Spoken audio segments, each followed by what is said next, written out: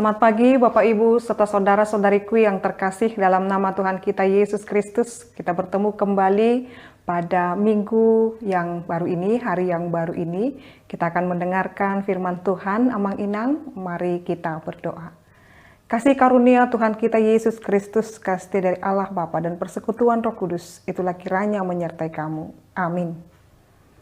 Bapak Ibu serta saudara-saudariku yang terkasih di dalam nama Tuhan kita Yesus Kristus, firman Tuhan untuk kita pada hari ini yaitu yang tertulis dalam Amsal 30 ayat 8. Jauhkanlah daripadaku kecurangan dan kebohongan. Jangan memberikan kepadaku kemiskinan atau kekayaan. Biarkanlah aku menikmati makanan yang menjadi bagianku. Demikian pembacaan firman Tuhan.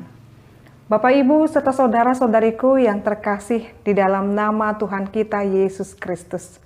Firman Tuhan untuk kita pada pagi hari ini mengingatkan kita supaya kita menjauhkan yang namanya kecurangan dan kebohongan.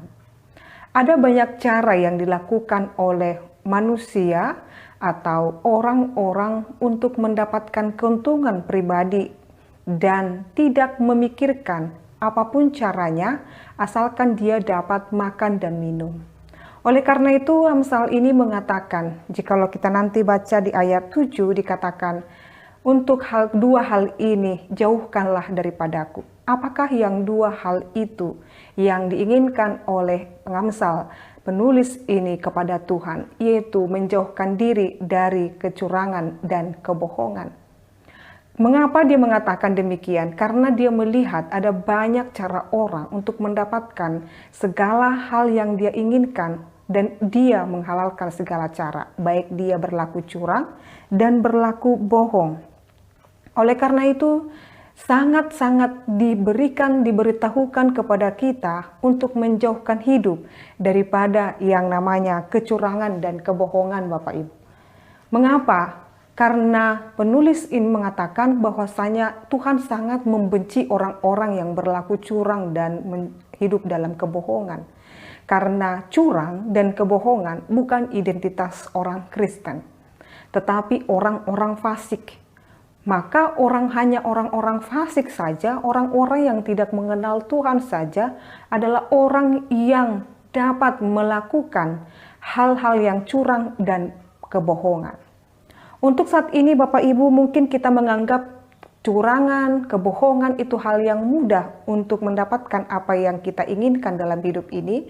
Tetapi Tuhan mau katakan kepada kita supaya kita tidak melakukan dua hal tersebut.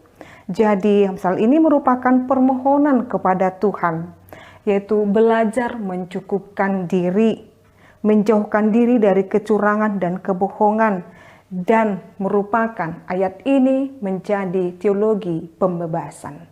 Membebaskan diri dari segala keinginan-keinginan duniawi yang mengikat dan lupa akan menjadi tujuan hidupnya.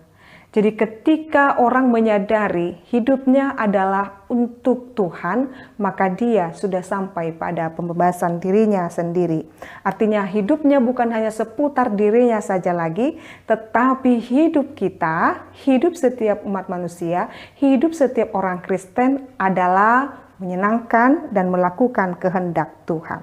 Mengapa Amsal ini atau firman ini mengatakan kepada kita supaya menjauhkan kecurangan dan kebohongan?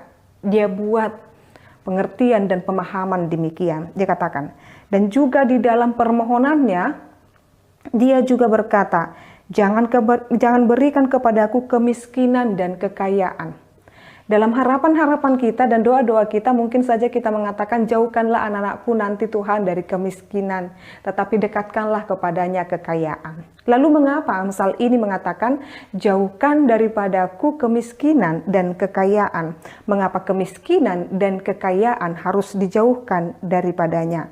Karena dia sudah tiba pada pemahaman, biarkanlah aku menikmati makanan yang menjadi bagianku, mencukupkan diri. Jadi jikalau kita membaca kembali nanti di ayat 9 dikatakan di sana, supaya kalau aku kenyang, aku tidak menyangkalmu dan berkata, siapa Tuhan itu? Atau kalau aku miskin, aku mencuri dan mencemarkan nama Allahku. Artinya, Amsal ini sudah selesai dengan dirinya. Dia tidak mau lagi berkata bahwasanya hidupnya hanyalah seputar diri sendiri, tetapi adalah bagaimana menjaga nama baiknya untuk kemuliaan nama Tuhan. Dia katakan, jangan berikan aku kemiskinan, supaya ketika aku miskin, aku mencuri dan mencemarkan nama Tuhan.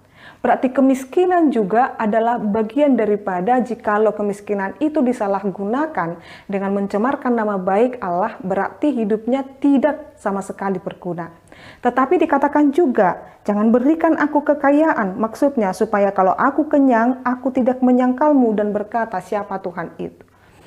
Oleh karena itu Bapak Ibu saudara-saudariku, firman Tuhan ini mengingatkan kepada kita, jangan terlalu mengejar harta duniawi ini. Dan jangan terlalu meratapi hidupmu yang menurutmu sangat memprihatinkan. Biasa saja di dalam hidup ini. Jikalau Tuhan mencukupkan kamu makan dan minum seadanya, bersyukur Bapak Ibu. Tidak usah terlalu mengeluh di dalam hidup ini, atau jangan terlalu sombong menjalani kehidupan ini. Sebab hidup ini bukan persoalan kemiskinan dan kekayaan, tetapi hidup ini adalah bagaimana kita menjadi alat Tuhan, menjadi kemuliaan bagi nama Tuhan.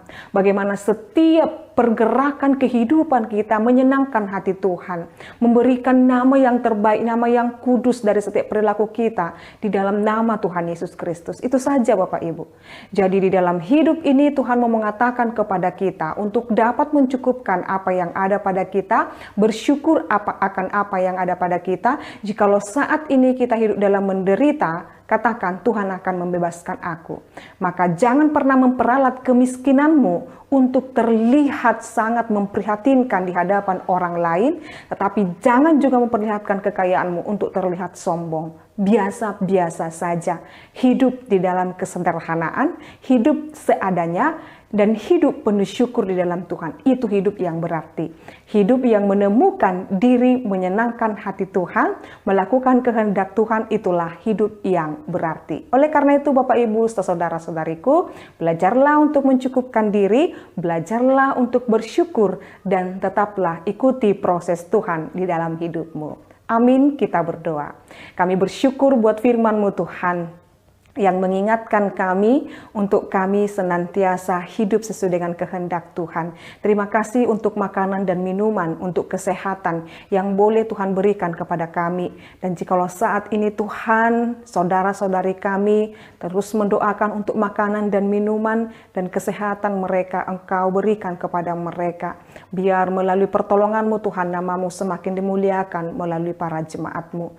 Berkati orang yang sakit Tuhan, jemaat yang sakit, Engkau kiranya menyembuhkan mereka. Berkati bangsa dan negara kami Indonesia ini, biarlah kami Tuhan tetap hidup di dalam keharmonisan, kerukunan, dan sejahtera. Hanya padamu kami berserah Tuhan, sebab kami yakin dan percaya Engkau merancangkan yang terbaik dalam hidup kami. Dalam nama Yesus Kristus dan pimpinan Roh Kudus kami telah berdoa dan mengucap syukur. Anugerah daripada Tuhan kita Yesus Kristus, kasih setia dari Allah Bapa, dan persekutuan Roh Kudus itulah kiranya menyertai kamu. Amin. Selamat pagi Bapak Ibu serta saudara-saudariku. Tuhan Yesus memberkati. Shalom.